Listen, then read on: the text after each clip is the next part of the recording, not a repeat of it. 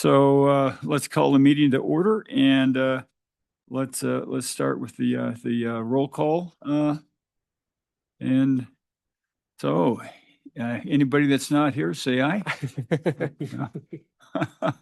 Thank you, Okay. Mr. Chairman. I'm happy All to get right. us started. So doing a roll call for quorum. Commissioner Pope, Here. Commissioner Naves, Here. Commissioner Wallace, Here. Commissioner Revel, Here. Auditor Racines, Excuse. Chairman Gordon, Excuse. Commissioner Meyer. Here. Mr. Chairman, you have a quorum. All right. So we will go through our quick announcements followed by the agenda.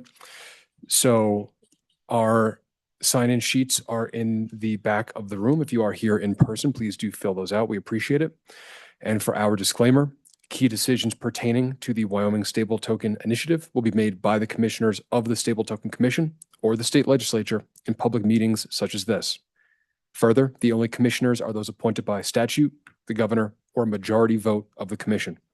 At this time, the Frontier Stable Token, or FRNT, issued by the commission, the first Wyoming stable token, is now available for purchase by the public on Kraken, a Wyoming domiciled cryptocurrency exchange. A link to the listing page for Front is on our website's homepage. The Front token has been deployed on mainnet Arbitrum, Avalanche, Base, Ethereum, Hedera, Optimism, Polygon, and Solana blockchains, and smart contract addresses are published on the Commission's website. Any centralized exchange claiming to sell or distribute Front or Wyoming stable tokens besides Kraken should be considered fraudulent. Caution is advised for users looking to source Front from decentralized exchanges. Please do not attempt to purchase tokens from unauthorized sources. Information outside of these public meetings should only be considered factual and legitimate if it is distributed through our official channels. At this time, these are limited to our website at stabletoken.wyo.gov, the Wyoming Legislature website at wyoleg.gov, and our social media channels with the @WyoStable username on Twitter, YouTube, GitHub, and Warpcast. And with that, Mr. Chairman, I'm happy to take us through today's agenda.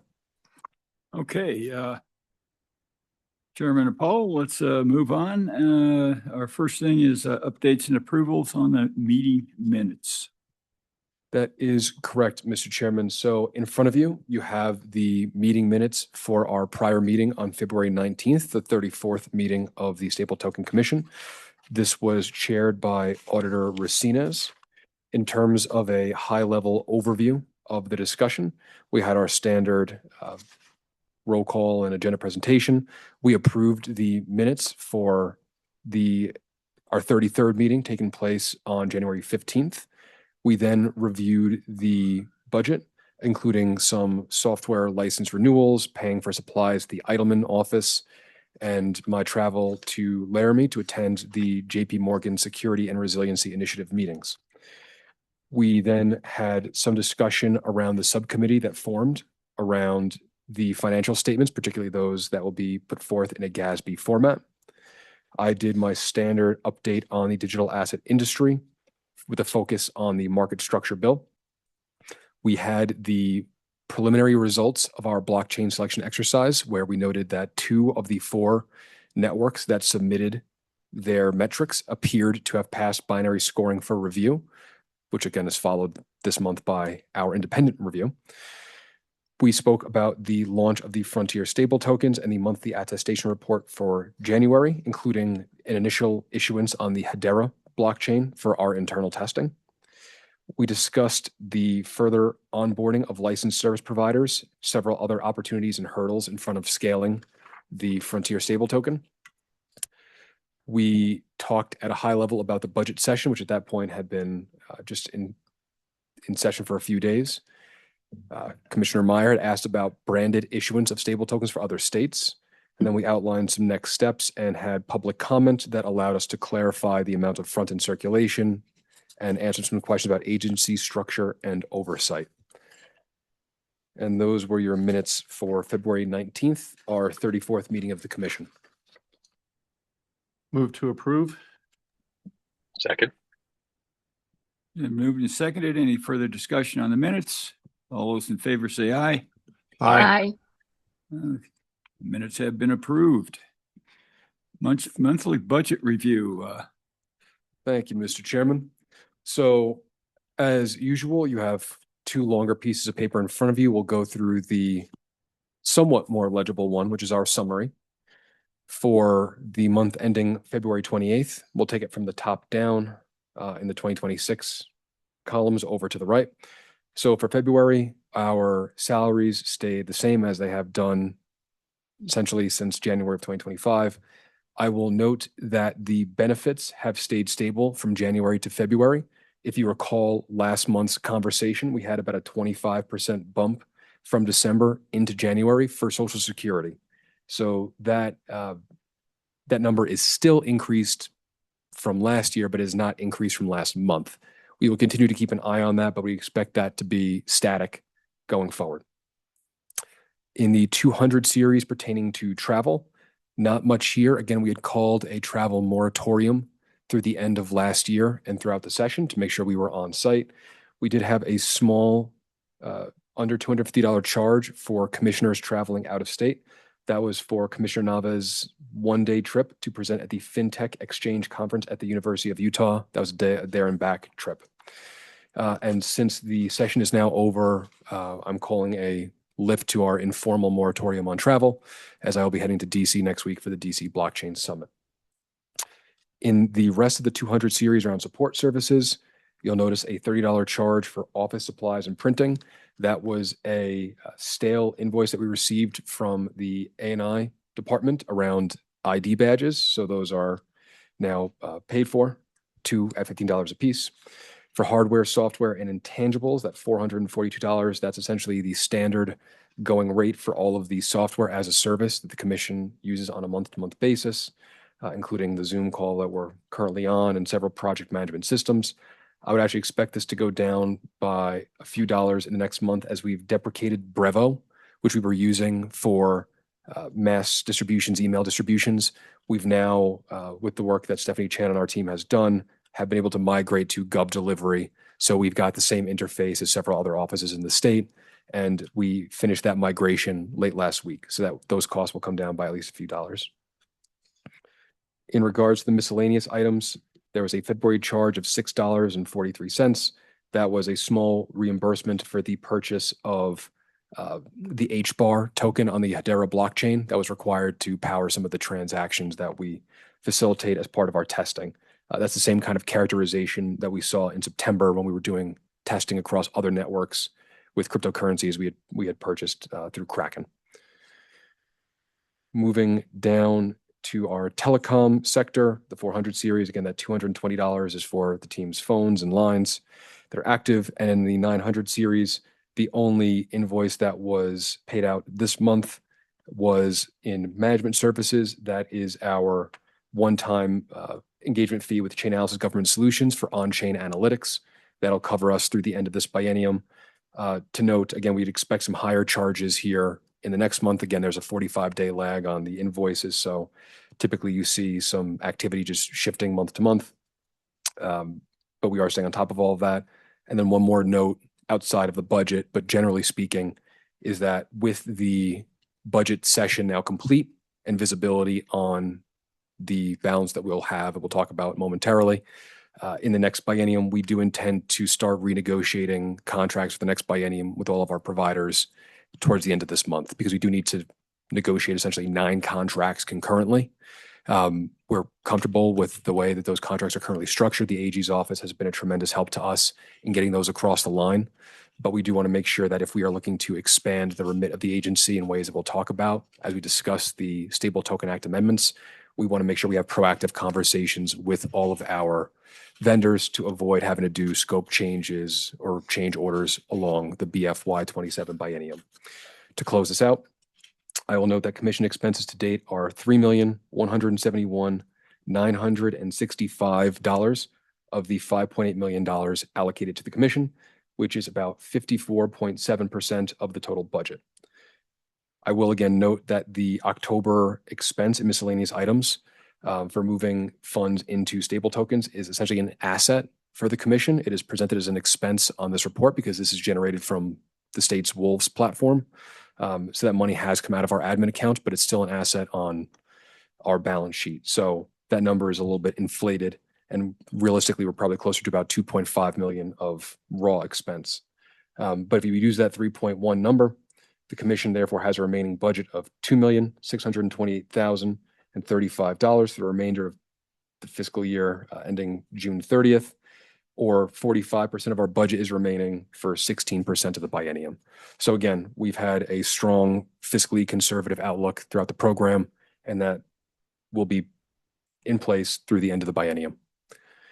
With that, I will stand for any questions on the monthly budget. Any questions, committee? Mr. Chairman. Yes. Thank you, Director Apollo. The Chainalysis fee, is that an annual subscription? I got a little lost in some of the other numbers I was looking at while you were explaining it. Is that an annual subscription fee? Through the chair, Commissioner Pope, it is a annualized subscription fee, and I'm being pedantic because this engagement happened in December or January. Pardon, I don't remember the exact date, but this is to pay for essentially through the end of this biennium through June 30th, right? Because when we signed all these contracts, we didn't have clarity on the budget for the next biennium.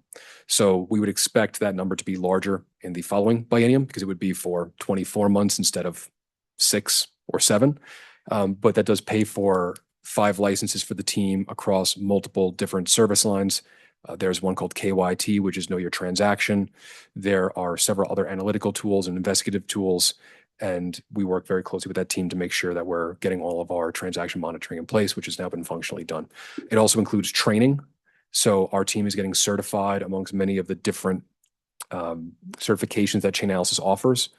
And I would note that if there's interest in commissioners receiving some of those certifications, we can certainly have a discussion. There may be a cost associated with that, but the Chainalysis team has been very open in offering kind of a generalized training. And then if there's certified training, that might be a different outlay. But again, that's why as we renegotiate these contracts for the following biennium, we'll take some time to have those conversations internally.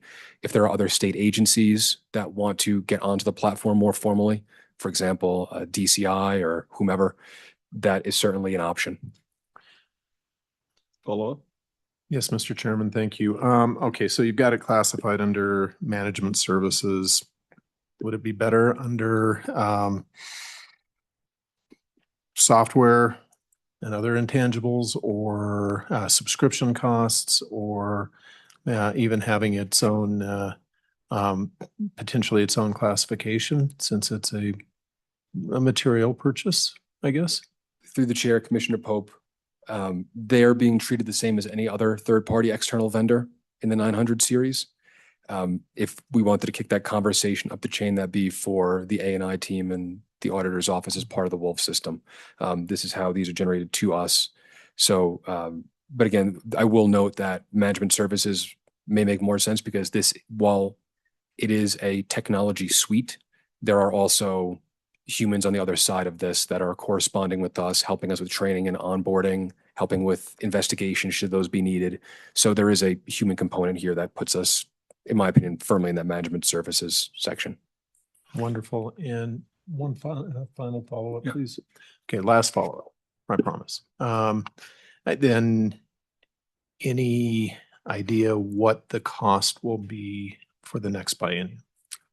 Through the chair, Commissioner Pope, we have an idea. We are aware of what those costs would be. That's how we created the BFY27 budget projections.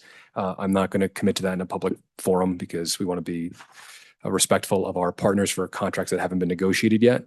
But we certainly have the base number. And if we wanted to start tacking on supplemental services, we would update our projections and make sure that we were well within our remit.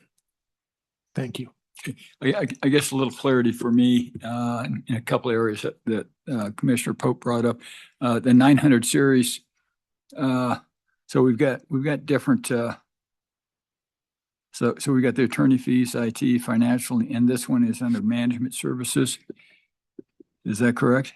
Yes, Mr. Okay. Chairman. Question I have is that are we buying the capacity, or if we get into where we have more volume that goes through Chainalysis, is there is there a threshold where we have to pay, I guess, a variable rate? So, Mr. Chairman, that contract in particular does have a variable rate component.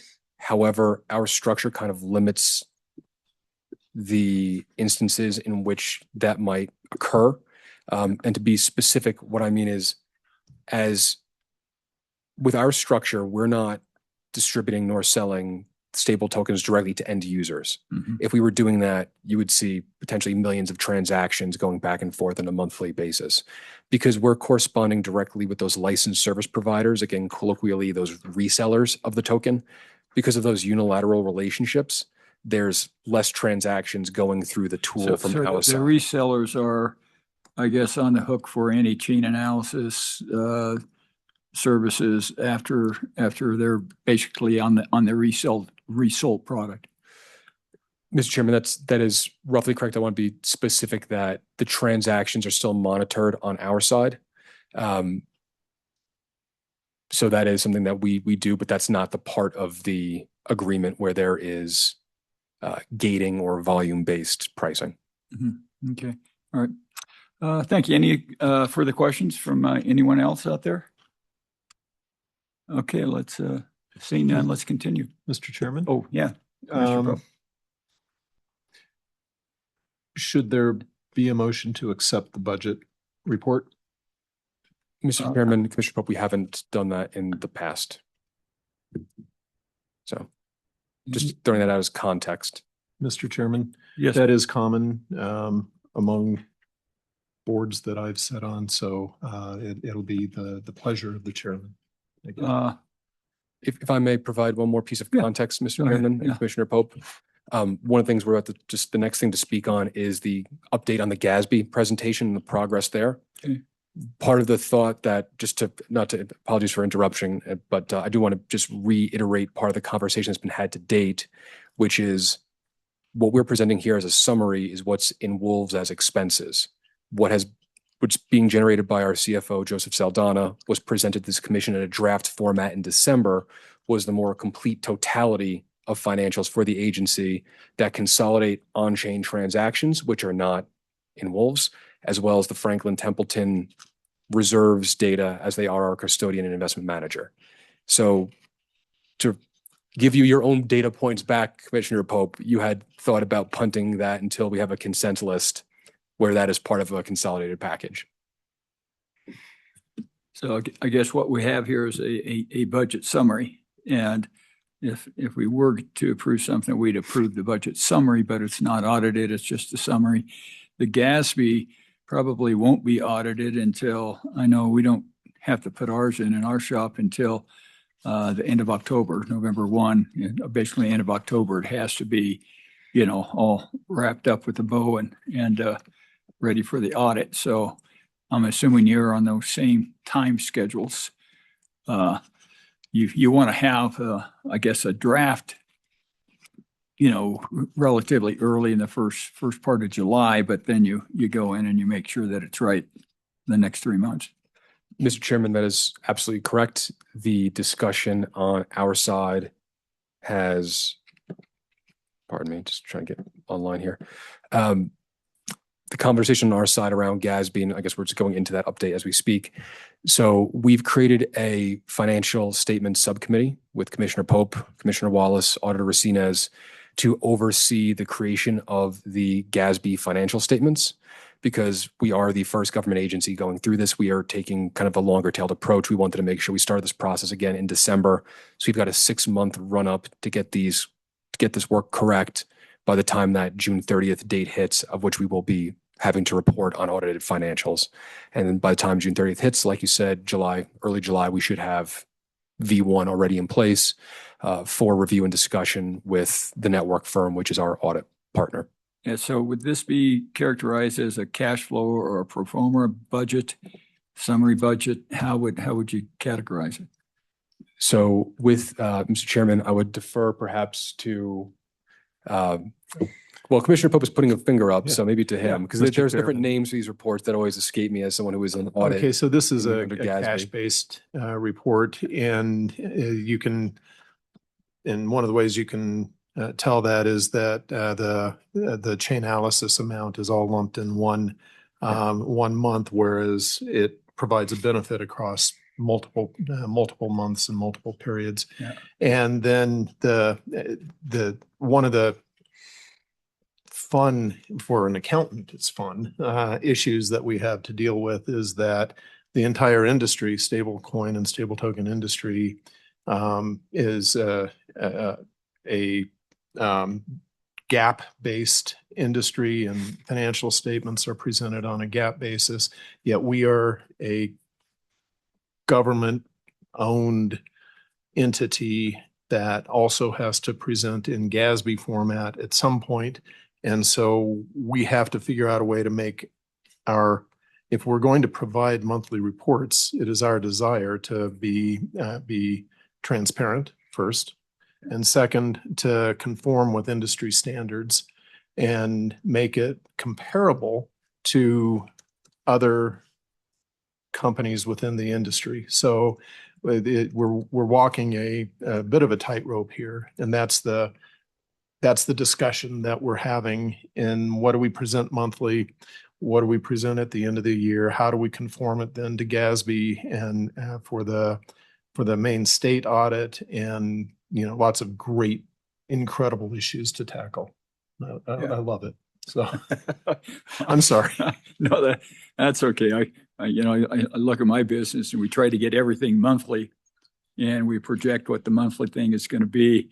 And if we're plus or minus 10%, we feel pretty good at the end of the month,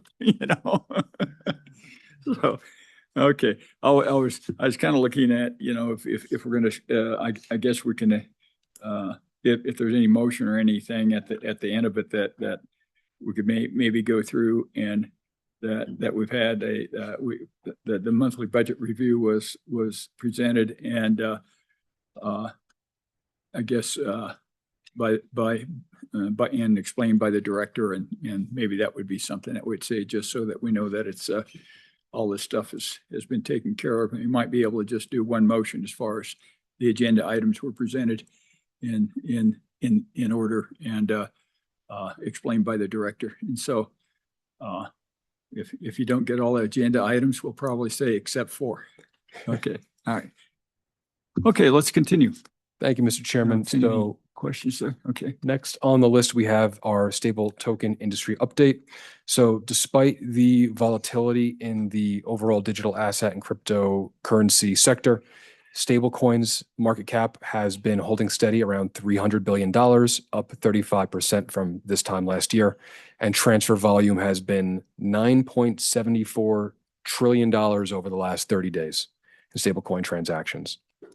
So what is that average time that a stable token is in circulation then? What do those figures look like? Because I was looking at how long does it have to be in circulation before you actually get your break even, and I think it's 45 days or something like that, depending on the return. Yeah. So, Mr. Chairman, if you're asking about the math that you did for an individual stable token to essentially hit break even, you are correct. In terms of just the general industry, it's been flat for a couple of months. Again, throughout the time where crypto has been more volatile, stablecoins have held steady. So it's not, I can get back to you on specific numbers of kind of what's net mint and burn across the industry. We just look typically at that net number at the top line of market cap, but we can certainly get back to you on that. Yeah, just trying to understand that, money in, money out. Yeah. Yeah. Okay. And Mr. Chairman, the reason it's a little bit hard to give a direct answer on that is because there's different networks, there's different issuers, right? Tether and Circle being the largest, Ethereum being the largest network for stablecoins, but now you have more of that market share being gobbled up by, let's say, the Solana blockchain. So it's not clear of, net mints versus net burns for the entire industry. There's a lot of cross-chain bridging, swaps for different currencies, which the stable coin still stays in circulation. So we can certainly look into that and get back to you. Yeah. Now, some of these things probably we need, or maybe proprietary information to the commission. So maybe when we get into some of those things, we should probably do that in a more private setting. Well, Mr. Chairman, it's blockchain, so it's all going to be public anyway. Yeah, I know. Okay. That's true. True. Okay. Okay, so moving on, in terms of some of the domestic news, the market structure bill for digital assets is still a bit of a fight in DC. There is a lot of back and forth between the banking sector and the digital asset sector around the ability of stablecoin, not issuers, but resellers to offer yield. And that is still an ongoing fight. We highlighted that last month. That has not changed. Two other important notes. One being that Commissioner Hester Peirce from the SEC put out a statement recently regarding the Division of Trading and Markets and their FAQ relating to the treatment of payment stablecoins, which were previously getting a 100% haircut rather on a bank's balance sheet. That has been reduced to 2% of a bank's balance sheet. So essentially, if you are a financial institution and you are holding stablecoins, previously you had to say they were worth $0 because of the risk profile they were being assigned federally. Now that risk profile says you can put 98% of the value on your balance sheet rather than 0%. So that's a pretty big change. And then one that I just saw come through this morning. So I do need to just check the headline, but this one's from the FDIC, essentially saying that for stablecoin issuers who are holding the reserves, even if those are on behalf of an end user, for us, we call them the token holders. Those are the legal end users of the Frontier stable token. If there was FDIC insurance, it would not get passed on to those end users anyway. So more to come on that. Again, that was a headline from this morning, so I have not necessarily digested that news in totality, but I will note that this is already a disclaimer that we make in all of our documents and user agreements that we do not carry FDIC insurance for the Frontier stable or for Wyoming stable tokens generally. Now, could have banks actually when they're able to take deposits as stable tokens, can they have FDI insurance that would be on that? And then because it wouldn't pass on to the end user, they'd get the benefit of it? Mr. Chairman, that's the way it sounds. The banks would be able to make themselves whole or be the ultimate recipient of those insurance funds. The end users holding the tokens would not be. So But they again, still have the value of the token the end user would have. ostensibly, yes. Okay. Now, if the reserves of that particular token were liquidated and you're below your notional value, that's a whole separate can of worms. But generally speaking, yes, I'm in agreement with you. And at this point in time, you can't have a fractional borrowing or lending against a stable token. Well, you can lend against it, but the reserves, you'd break the reserves model if you start rehypothecating the reserves behind the stable token. Yeah. I guess you've got two models there, the bank's hypothecation where it's fractional, and then I think the underlying token would still be worth what it's worth, like $1 still worth $1, but it might be necessarily collateralized in 100 pieces. Correct. Yeah. Mr. Chairman. Yeah. Okay. So moving on to some of the news for the incumbent issuers. Kraken, Wyoming domiciled cryptocurrency exchange, has now become the first digital asset bank to receive a Federal Reserve master account. So they are one of our Wyoming special purpose depository institutions, or SPDIs. They have all been trying to get access to the Fed for a number of years. Kraken is the first. So that's been an exciting development for the industry, and we would hope that some of the other SPDIs would be following in short order. It seems like that necessarily through Kraken, we could operate exactly the way that Rough Rider coin operates. Mr. Chairman, I would say that the North Dakota Rough Rider coin does a subset of what we're able to do. Yeah, it's on bank rails. I'm trying to figure out how on bank rails you actually do anything more than just break even. It's being, Mr. Chairman, it's being developed by Fiserv with support from Circle and Paxos. So essentially, it's just a turnkey deployment of existing infrastructure meant to move value between different banks in North Dakota, to the extent I understand it. Yeah. So they don't have the public-facing perspective that we do. Yeah, they can't go across state lines at this point. Mr. Chairman, I'm not sure about that one. I did not understand that to be the case, but Okay. we can double check on that one. Okay, thank you. And I would further note that Kraken also is now partnered with the NASDAQ to provide tokenized stocks. They call it X stocks. And they are creating access to permissioned and permissionless tokenized equities markets. And I do believe Kraken pushed an update this morning for their desktop application that would allow you to use it like a terminal almost. And as I say all of that, I will note that Commissioner Navas has a hand up. Thank you, Anthony. It was just to highlight the importance of what has happened with the grant of the master account for Kraken.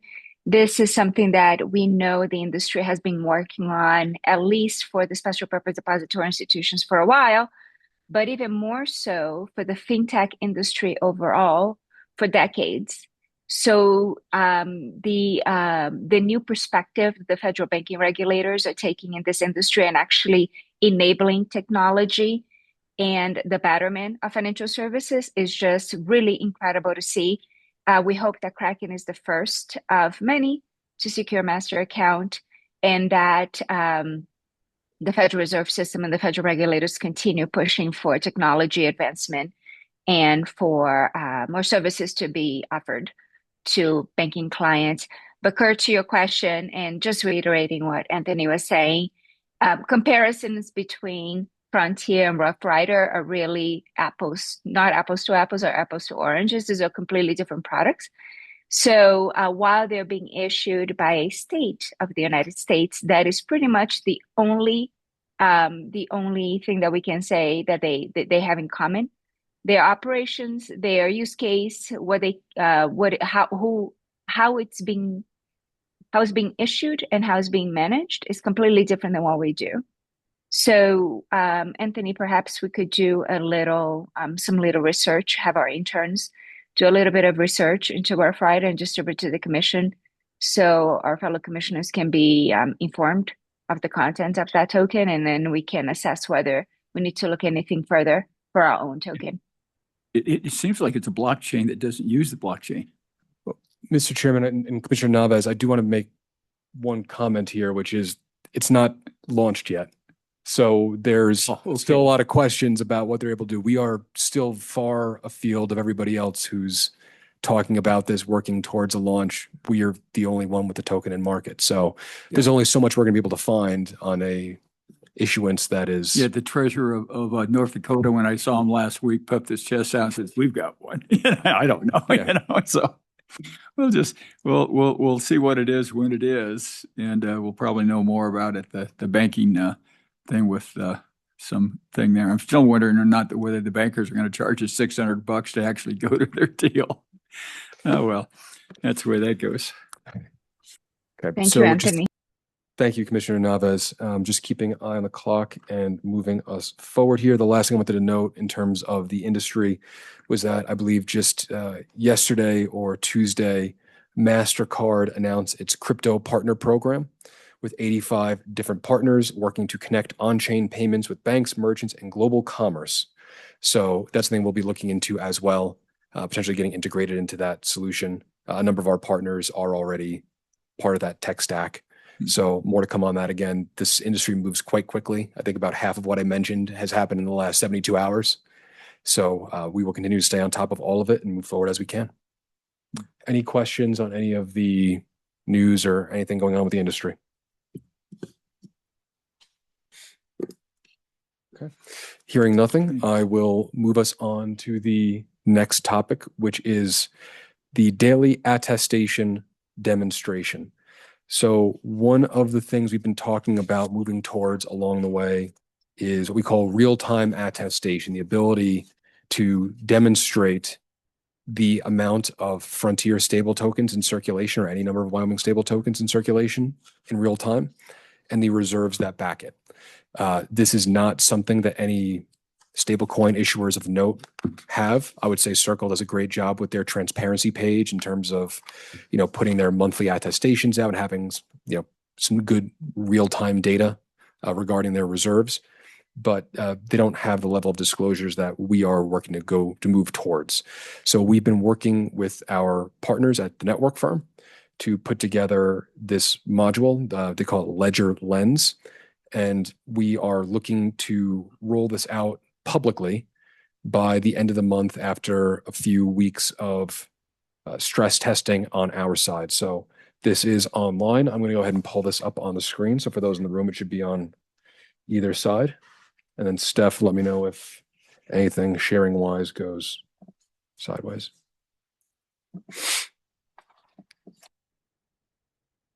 So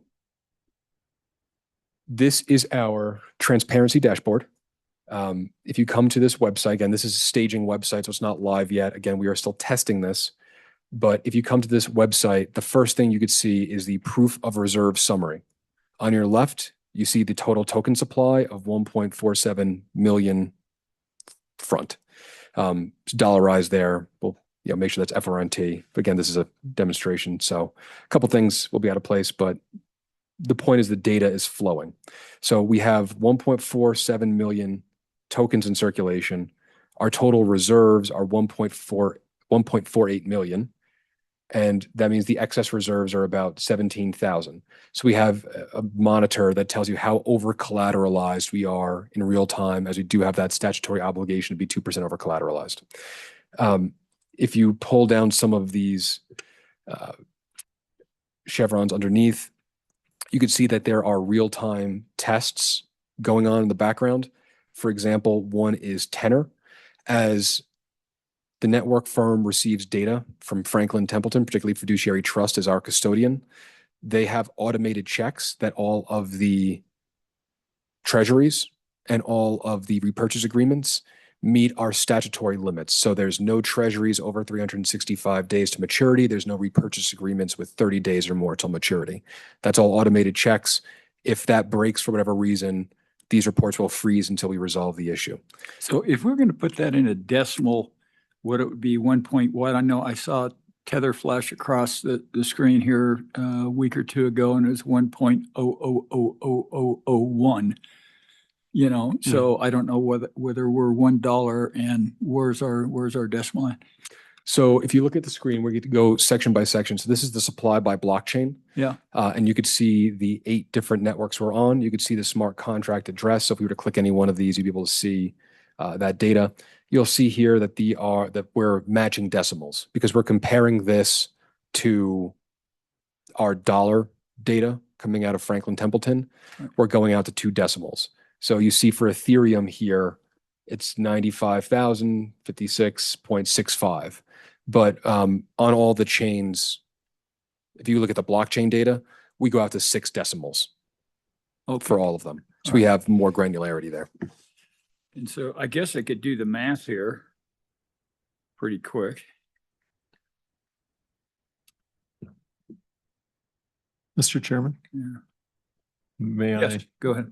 Quick question. So it looks with our $16,000 or $17,000, looks like we're about 1% overcapitalized. We are Mr. Chair, through the chair, Commissioner Pope, we are 1.16% over collateralized. So rather than 1.00001, we're 1.16. 1.016. Okay. No, we are so the 1-to-1 backing is 100%. We are 1.16% over collateralized. That would mean we were 16% over collateralized, wouldn't it? 1.16%. 1.16%. Okay. Over So collateral. basically 1.6 basis points. There you go, Mr. Chairman. Okay. Okay. I think it would be nice to actually put that in the same reporting as Tether does, as far as where they're at with their over collateralization, and basically when we're comfortable, go ahead and make that public in the same thing, so people look at the Frontier coin there and they look at the other comparable coins, whether it's any of the other stable tokens out there, and it'll show what we're over collateralized. Yep. Mr. Chairman, that works for us. Again, we are providing some feedback just on the formatting of this. So that's all in scope for some of those conversations ahead at the end of the month. Okay. All right. But what I do want to just point out quickly here is that not only do we have the supply by blockchain, We also have the reserves composition in real time. This is what we're getting from FTCI. You could see how much is in cash and cash equivalents, repurchase agreements, U.S. Treasury securities, what they're essentially what percentage of the basket they're making up. And then if you were to click on our trust account, which is again the one-to-one backing of the token, you could see here, obviously the cash position, but the repurchase agreements would give you the QSIP, we give you the maturity, we give you the tenor, which is correct for the repos. For the treasuries, some of these maturities are a little off just in their presentation, but the QSIPs are correct, the values are correct. So again, anyone would be able to go to our website, find our transparency page, and see all of this data in real time. As you recall, at our last meeting, we did have a number of questions on where the data was, and I noted that we have monthly attestation reports, and we put everything out on that basis. But going forward, we'll have all of this here. Our attestation reports will be hosted here as well, the monthly ones. And if anyone wants to come to the website and pull their own report, they can click this button that says download report. They have to verify that they're not a bot. Once that gets done, and I'm not sure if you're able to see I'm this. just looking, it'd be great free advertisement if, every time, that those different metrics are posted publicly by whatever, whether it's CNBC or Bloomberg or whoever, we'd have some pretty good free advertising. Right. And they could pull it, Mr. Chairman, they could pull that information directly from our website. So again, anyone can come to our website and pull one of these reports on a daily, to start on a daily basis. Then we'll start doing intraday and then we'll move towards real time. But you'd be able to pull one of these reports with all of the information about our independent opinion, the amount in circulation, the amount reserved, the amount in the trust account, the amount due to the liquidity fund account, what's on each chain. Yeah. Again, we're making this pretty much self-serve for anyone who wants to look into it. Yeah. Okay. Any questions on the daily attestation process? Hey, Anthony, Jeff Wallace here. Now, is this going to be available to the public soon, or what's your estimated timeline there? Sorry, I guess. So, the chair. Through the chair, Commissioner Wallace, thank you for the question. The goal is to have this done by the end of the month. So my expectation will probably put out one more full monthly attestation report, and then we'll also concurrently launch the ability to do the real time or the daily attestations. Essentially, we're waiting for one more behind the scenes change to make a string of text longer to give us more visibility into the data, and then make some of these little cleanup nits that we've been talking about, put frontier instead of a dollar sign to make sure we know what we're talking about. But beyond that, the goal is for this to be available to the public on our website by the end of the month. Great. Yeah, I think that's going to be great. So thank you. Any other questions? Okay. Hearing none, Mr. Chairman, I will continue to our next topic, which is the 2026 budget session memo. I'm going to be expedient with this one because I have provided all this information to the commission throughout the budget session. However, I do like at the end of each legislative session to put one of these dossiers together so it lives on our website, is available to the public, and demonstrates everywhere where the legislature touched our agency. So again, just being expeditious about it, two things we were tracking through the 2026 budget session, which began on February 9th and concluded yesterday, March 11th. One was the General Government Appropriations Bill, aka the budget bill. I refer to it as one bill, but there are parallel paths in the Senate as Senate File 0001, Senate File 1, and then House Bill 1.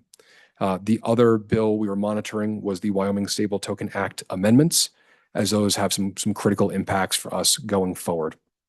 So on page 1, you have a view and links to all of those bills and every amendment that impacted us, and then what the kind of end status was. If you turn to page 2, I have results on the first 2/3 of this page for our Stable Token Act amendments, which was the name of the bill. I'd also note that they were amended along the way. The net outcome of that bill passing was that new language was inserted at Wyoming Statute 40-31-103, enabling the commission to, quote, enter into agreements with other states for the purposes of consulting, coordinating, and facilitating the use of Wyoming stable tokens issued by the commission. In other words, that gives us an express permission from our state legislature to partner with other states and potentially issue stable tokens on their behalf. The state has spent 10 years working to stay on the vanguard of digital asset technology, spent nearly 5 years on this initiative since conversations first started around a state-issued stable token. I guess that's essentially the white labeling that we've been talking about. That would be correct, Mr. Chairman. Okay. So our ability to offer issuance of stable tokens for other states, provided they are compliant with our statute. So that would mean it'd be our reserves model, our rules, our policy, our interdiction stance. We'd be in charge of all of that. But once we sent tokens to a treasurer's office, an office of financial regulation, they would be responsible for distribution and then using it within the context of their own state operations.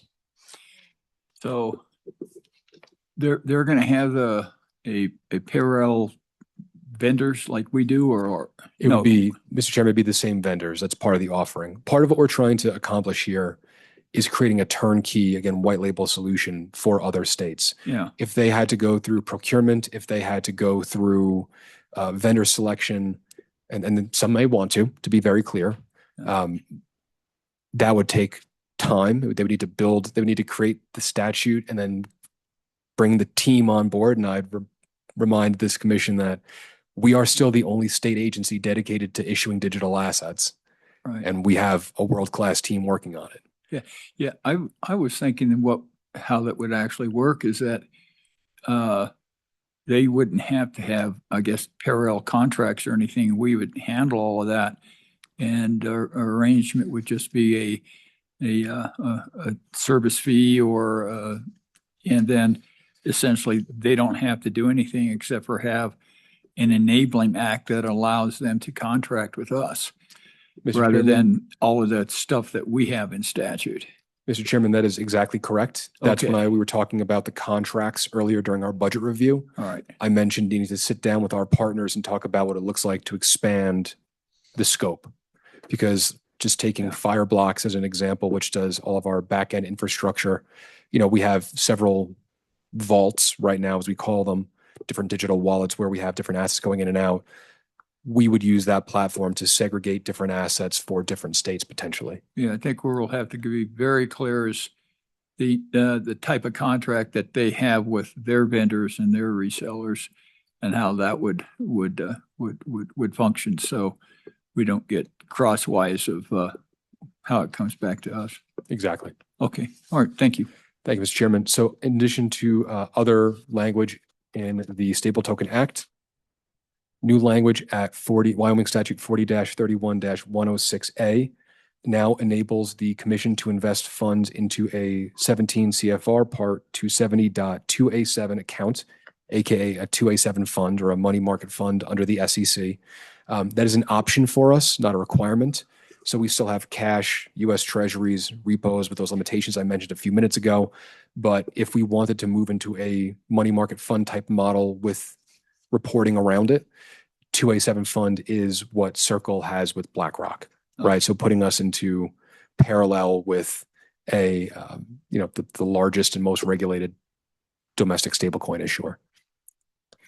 New and altered language at Wyoming Statute 40-31-106B and C clarifies the cascade of interest income, aka the flow of funds, which prioritizes the agency break even. So we have the one-to-one backing of the stable token in the trust account.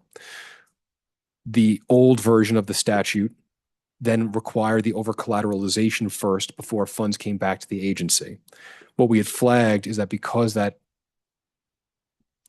interest income is always on a time lag, we may have a growth model where we kind of take off, but we're not returning funds to the state because we're always going to be catching up to the over-collateralization.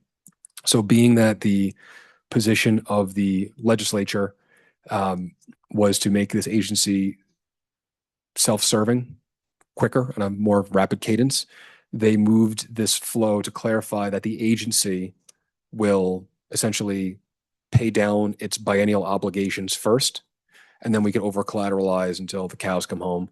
And then, funds go into the school foundation program as kind of that last stop, which was always the case. But they've just clarified that so we can pay down our obligation to the state, repay the general fund, remove us as a line item on the budget going forward, because we'll be generating our own funds. And then we also need approvals and whatnot and spending authority. But this is a way for us to more rapidly pay back our obligation and to remove the taxpayer funding from the equation here. So that gets us into that basically the eat what you kill deal. Mr. Chairman, colloquially speaking, Yeah. yes. Okay. Yeah. Additionally, new language inserted at Wyoming Statute 40-31-106E enables the commission to, quote, accept federal grants, other contributions, grants, gifts, transfers, requests, and donations from any source for deposit into any account created in this section. So this is going to allow us to potentially, again, receive federal grants. Those don't exist for digital asset state agencies yet because, again, we're the first. But should the Treasury want to do some work together, that would be an example of how that can move forward. And in terms of contributions, donations, that's going to be downstream of rulemaking. We'll talk more about that and a potential special meeting, but we'll need to create rules around what we're going to take in, when, and how. Would that include essentially if somebody was using our stable token, we could charge them a fee? Mr. Treasurer, I don't think that we would need that language at 106E to do that. We have that carve out in our existing agreements, including our Okay, user group. We already don't have assess that. them. We don't assess them now, Sorry. but Okay. we do have that language in the user agreement that says in the future the commission may implement fees at minting, burning, or transactions. So basically we can get any money from any source for any reason. Legal reason. Thank you, Mr. Chairman. I appreciate the clarification there, but yes, I would agree. Okay. And then I would note that per section 2, these amendments go into effect immediately upon signing by the governor, and these were signed on Friday, the 6th. And then moving on to the next section here, which is the general government appropriations, Senate File 1, House Bill 1, where we netted out after the back and forth. At one point, we had full funding in the Senate, no funding in the House. During the Joint Conference Committee, they just split that down the middle. They are providing the commission with $4 million in general fund and a 6th resource for the upcoming biennium. I will note that the allocation is being treated as an exception request. We are not becoming part of the standard budget that is repeated every year. We will once again need to go in front of the legislature 2 years from now and say, here's what we think we need. Again, hopefully we'll be generating our own money, so we won't be asking for much of anything, if anything at all. And then the second critical piece here is that a footnote in section 303D allows the carryover of the commission's remaining BFY 25 funds into the next biennium up to a maximum of 3.8 million. So we'd expect that number to be somewhere around 2.5 to $3 million at this point in time. So all that says we'll have $6.5 to $7 million of funding for the next biennium. But again, the hope and the projections on our side is with this nuance where the agency is receiving the interest income first. As we scale, we'd look to satisfy our obligation to the state and become self-sufficient sooner rather than later. And that would certainly be enough capital to get us there. As we said before, with our budget review, we only spend the money we need to spend in this agency. We've spent less than 50% of our appropriation in this biennium and the last. And I'm quite proud of that. Okay, for the rest of this memo, I would suggest we skip it. This is essentially a distillation of all the emails I sent the commission along the way with all of the timestamps of the actions that were taken. Again, we've already gone through the end result. There's no action for the commission to take here, no motion at hand. But again, I wanted to create this as a capstone of the session to remind everybody where we are. And if there's any questions about how we got there, it's all in here. Yeah. Any questions? I'll just say, I think we'll eat what we harvest. Thank you, Mr. Treasurer. Okay. Right. What we kill. Yes, so do I, but I mean, we have to be politically correct sometimes. So hearing and seeing no other questions, moving on to the last item of our regular session here before we move into an executive session, anticipated executive session for legal order policy. This is the finale of our Q1 2026 blockchain selection exercise. So as you recall, we do this assessment on a quarterly basis. For the criteria, we have not had any criteria update since Q2. So these are still the same. We printed those out for your reference for the commissioners online and for the public online. This is all on our website. For commissioners, you have it on Drive. For the public, it's on our website under the resources tab and meeting materials specifically. And then in addition to the criteria, you have two other documents in front of you. One is a memo. One is a series of spreadsheets with all of the data that we collect. So again, criteria is the month 1 of the quarterly exercise. Month 2 is receiving the preliminary data from the blockchain foundations that work on these particular networks. And then month 3 is our independent assessment. So to that extent, if you were to turn to the memo and turn to page 2, bottom half, because everything else is historical context, you can see the currently supported chains or currently deployed blockchains. We talked about those earlier. Hedera is one that we have added since. I do want to be specific about the Hedera blockchain. Last month, we presented that for internal testing so that it had that 100 front balance. Our testing on Hedera is now complete. We have also tested the cross-chain interoperability and bridging to and from the Hedera blockchain with front tokens is now live through the Stargate platform at stargate.finance, which is offered by our partners at Layer 0. Other candidate blockchains currently for discussion are Aptos, Say, Stellar, and Sui. Those have already passed through this process. So in terms of the Q1 2026 exercise, again, month 1, criteria changes, there weren't any. Month 2, preliminary assessment, we had 4 responses. We believed that on the top of page 3, 2 of them may have passed our binary criteria, inclusive of vendor support. And then we did our own independent review and final determination in this last month. We have determined that 1 network passes the binary criteria rather than 2. And we will note that, again, in that matrix you have also posted publicly online with all of the support behind it. The 1 network that passed the binary criteria was Etherlink, which is a Tezos layer 2. So a blockchain compatible with the Ethereum virtual machine built on top of the existing Tezos blockchain.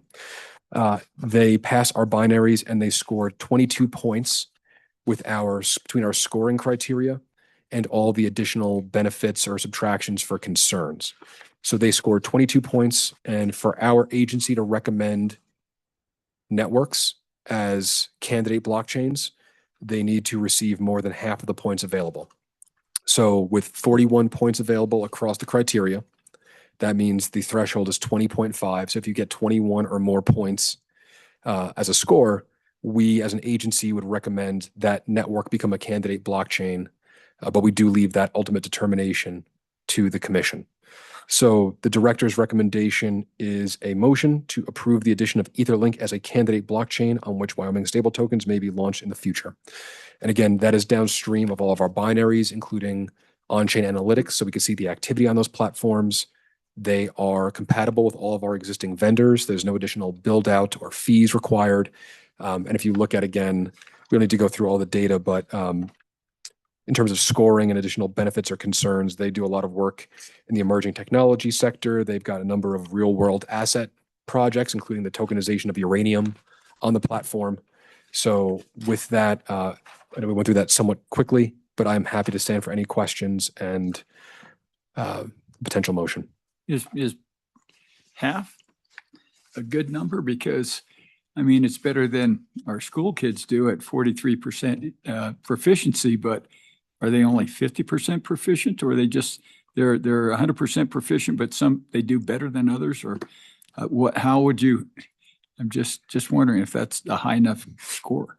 So, Mr. Chairman, a great question. I will note that the 50% threshold was agreed to by the commission in the past. Yeah. But from my personal perspective, it is a number that makes sense because of the number of criteria, which I think is around 30 different criteria at this point, and the different capabilities of every chain.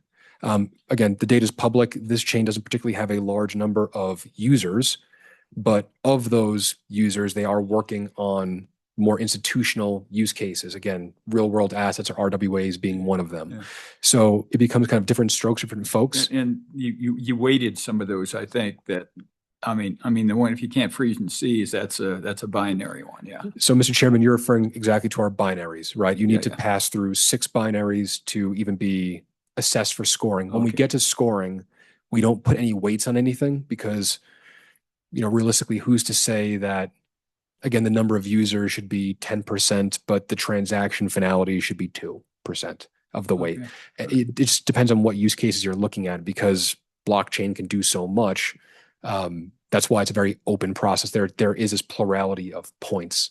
Okay. So that would be my response to that. Yeah. All right. Thank you. Mr. Chairman? Yes, Commissioner. Brown. Just one more comment. Yeah, once they pass the binary capabilities, then I think the rest of it is a matter of just looking at the totality of their abilities. I would like to make a motion that we accept the recommendation for Etherlink as a blockchain that we can issue on. That's in order. Do we have a second? I second. Seconded. Any further discussion? Seeing none, all those in favor say aye. Aye. Aye. Aye. Okay, well, I think that's unanimous. Thank you, Mr. Chairman. So with about a half an hour to go here, we've got one more policy to look at. This is our legal order policy, just to make sure we frame this appropriately in the public forum. This is a policy put together by our team, particularly our Chief Risk and Compliance Officer, Deborah Brooks, with support from the Attorney General's office. We do have Mr. Devin Kenny with us. The goal of this document was to take the rules around interdiction as part of our token management rules, and then bring out or develop a robust policy around the specific reactions and actions that our team or commissioners would take when legal orders are received. So because there is some sensitivity in that document around our legal process, I would suggest that we move into a executive session under Wyoming Statute 16-4-405. That will be at the motion of the commission. I cannot call that. Okay. And I will remind the commission that any I action. have a recommendation there because it looks like, we would basically get rid of the public and then we'd come back in and we tell everybody when the upcoming meetings and stuff are. So if we could finish the rest of that and then have the executive session after that, then we wouldn't have to invite the public back in to get that information. So, Mr. Chairman, unfortunately, any motion that we take to adopt, any motion that's taken by the commission has to happen in the public forum and cannot happen in the executive session. No, and that's what I'm saying is that just the informational stuff in Yeah. 6. My apologies, Mr. Chairman. I'm happy to run through that quickly. Yeah. So we'll get rid of all of the public meeting stuff that we need to do and do the executive session at the end of it. And then we'll come back into the public meeting. But we'll have pretty much everything done that we're thinking about getting done. Understood, Mr. Chairman. So in that case, I mentioned this in a previous email, but you will be hearing from me regarding a special meeting for rules and policy updates, potentially April 2nd. Goal here is now that the Stable Token Act amendments have been signed by the governor, we need to update all of our rules and even more of our policies. So our team is already taking a look at all of those. For example, as an easy one, everywhere we have permitted investments, we'll need to update with the 2A7 fund now, right? All right. So those are the types of small updates. We're not expecting massive changes to existing rule sets, with a caveat that for things like the donations that we'd be able to take in or federal grants, we make rules around that. Maybe we slide that in with our reserves management rules. Maybe that becomes its own rule set. But we want to move fairly expeditiously through that process now that those amendments are in effect. So as soon Upon as we signing. can, hopefully April 2nd, we'll basically update our rules. Yes, Mr. Okay. Chairman. And then flipping over to number 6, upcoming meetings and events.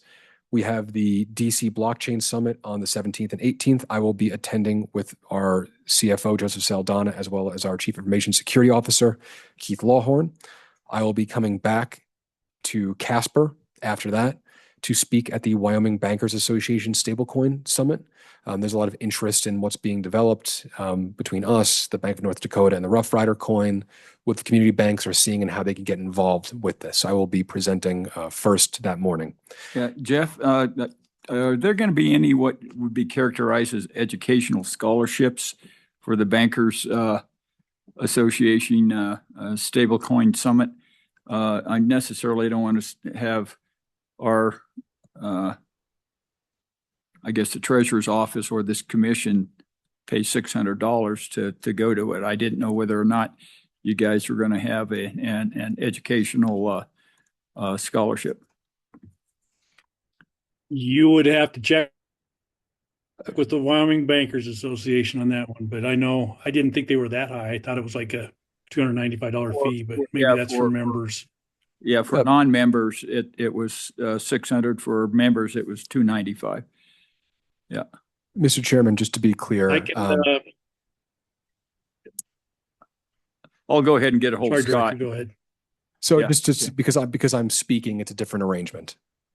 Yeah, So, yeah. just I make think, sure we're I think clear you're about that. probably going to be there as a speaker, and I don't Correct. think you're getting paid, but I don't think you have to pay to be there. You know, I'm just wondering about any other members of the commission that because it's a stable coin one, I would hope that the Bankers Association would allow an educational scholarship for any of the commission members. But we'll check on that. And I'll say it's an educational scholarship because we can't accept anything over $250 unless it is for education and certain other aspects. Okay, go ahead. So Mr. Chairman, after that, the next regular meetings are scheduled for April 16th and May 21st. And I will defer to you as if whether you'd like to do public comment now or whether you'd want to do that after coming back from the executive session. Well, I think we can take public comment now, and after we get back from our executive session, I'll offer that again. But for people who are here and they don't wish to come back on public comment, I think that'd be appropriate to ask for. Then, Mr. Chairman, I will quickly note that duration of public comment will be limited to 3 minutes per speaking party or one question from an online participant. Speakers will be asked to provide their first name, last name, and affiliation for the public record per Wyoming Statute 16-4-403B. Decorum will be governed by the Rules and Standard of Management Council Policy 18-03 and Wyoming Statute 16-4-406. Do we have any public comment out there?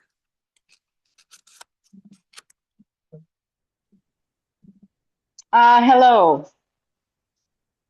This is Jan Hansen, and I'm from Sheridan County. And I have a question for the director. I asked this at the previously, and I didn't really get an answer. So if you could answer this question for me about I had a question about the amount that is in the stable token currently, but I didn't want the total dollar amount. I wanted the number of individual transactions that make up that dollar amount. So if you could just tell me how many stable tokens individually have been purchased as opposed to the full dollar amount, that would be helpful. Through the chair, Ms. Hansen, the tokens cost $1, so the dollar amount and the amount of tokens is the same,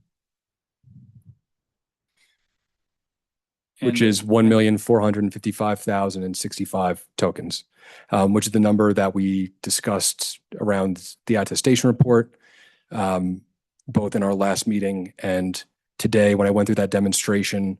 To be explicitly clear, that is live data, that is not dummy data. So when you saw the number of tokens in circulation, when you saw the dollars backing them, that is all real-time data. Those are real treasuries backing them. We are over collateralized. We are, over $15,000 of returns already. So all of that data is live. And again, we are hoping to have that on our website by the end of this month, not only as the full transparency page, but also a widget on our homepage that You can just go to stabletoken.wyo.gov and see those numbers on a daily basis, and then move more towards real time as we move forward. Were you able to jot that number down, or do we need to repeat it?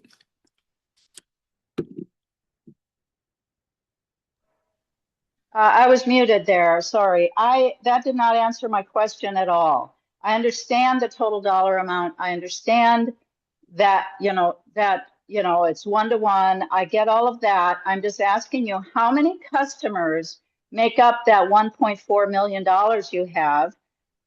Or is it one client that has 1.4? I want to know, because this whole experiment of yours is based on adoption rates. So I'm wondering how many individual stable tokens and customers, not stable tokens, customers, does that 1.4 represent? That's what I want to know. So through the chair, Ms. Hanson, we can certainly get that data for you. I'm happy to send it. We do have your email address and happy to present that going forward. That number is public. It is something you can pull the number of wallets holding Frontier stable tokens across every different network. I don't have all 8 chains in front of me this very second, but if that's something that is of interest, I could send that to you directly. We can integrate it into that dashboard that we were demonstrating before. I think that'd be a good data point to have. We do have the data, just it's not in front of me this very second. So that's a bit of a different question, but I'm happy to give you the data. Okay. Well, Okay. And it is certainly more than one person. yeah, well, thank you for bringing that up. Now we'll have another data point out there that you and the public might have some interest in.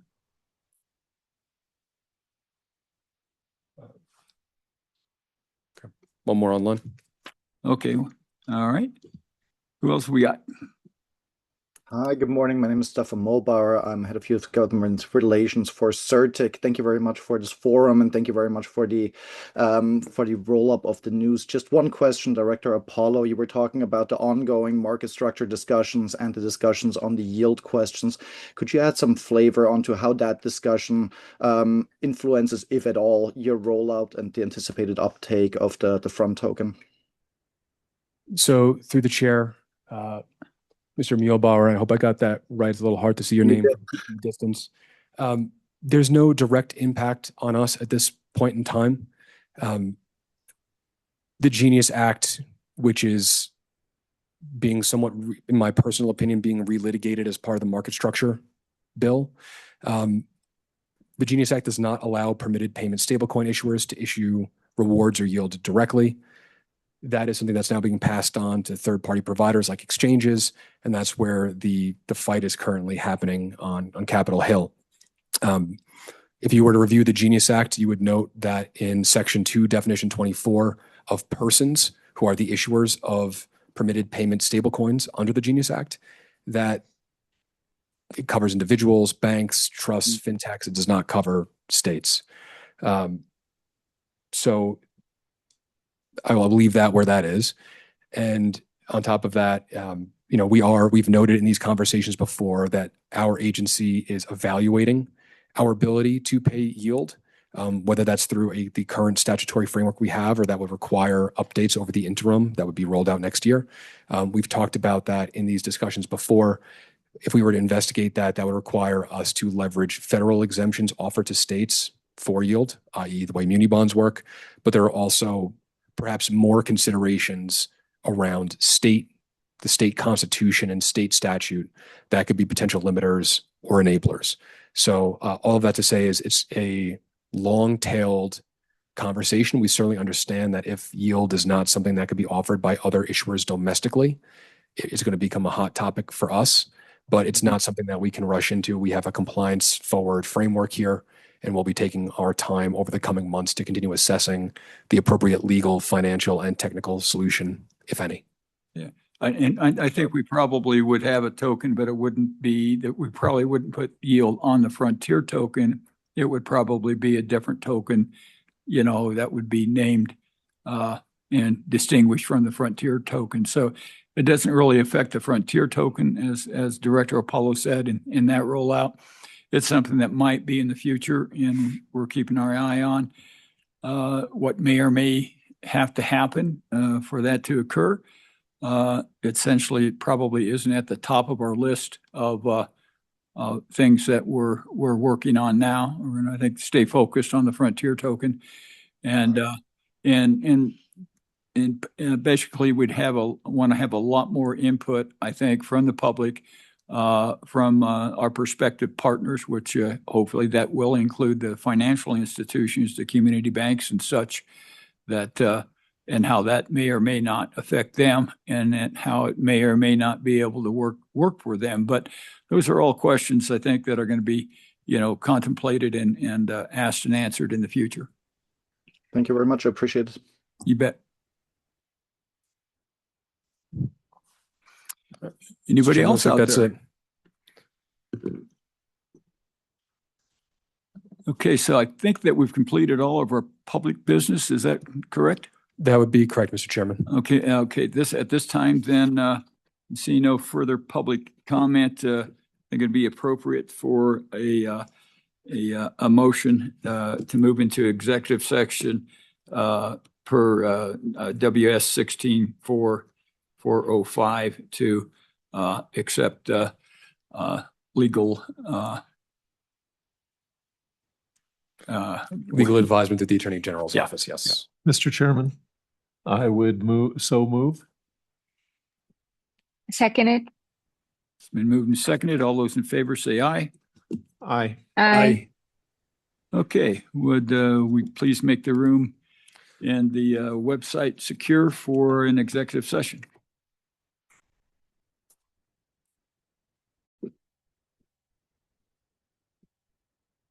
So I saw that that cowboy bar. Did you get that as a door prize out there in Jackson or what?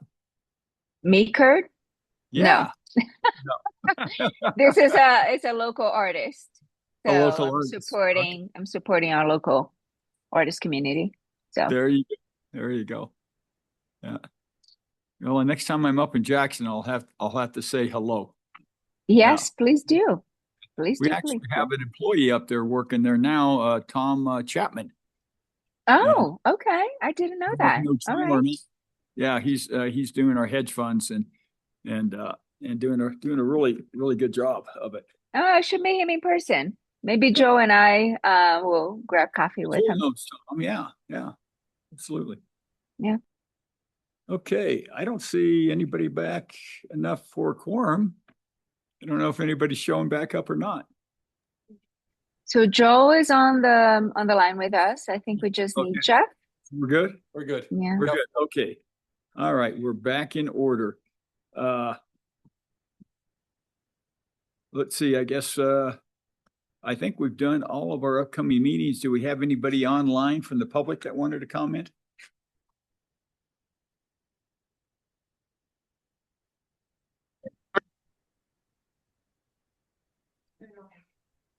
Nobody there. Okay. I don't see anybody out here. So I'll ask for public comment. Don't see any public comment. So I guess it'd be in order to adjourn. Well, Mr. Chairman, you would Yeah. need a motion to adopt the legal order response policy. Oh, you Even want to though- adopt the legal or response policy. Okay. All right. Okay. We can have that motion. Yes, at least if you intend to adopt it today. I mean, if after our discussion you wanted to adopt it at a future meeting, you could, table it and then do that at that future meeting or So, 'cause formally you were table it. Looking at some potential amendments. Just based on our discussion, I'm not necessarily saying we should or shouldn't, but if the members based on our discussion were, did not want to move forward with it today, then that would be fine. If you do, then that's also fine. We can move forward with it as is. But if Okay. All right. Well, I guess I'll ask for motion. If we get a second, a motion in a second, then we'll have a little discussion and we can adopt it. We can always amend it later. I mean, what's the necessity of getting it done in this time period?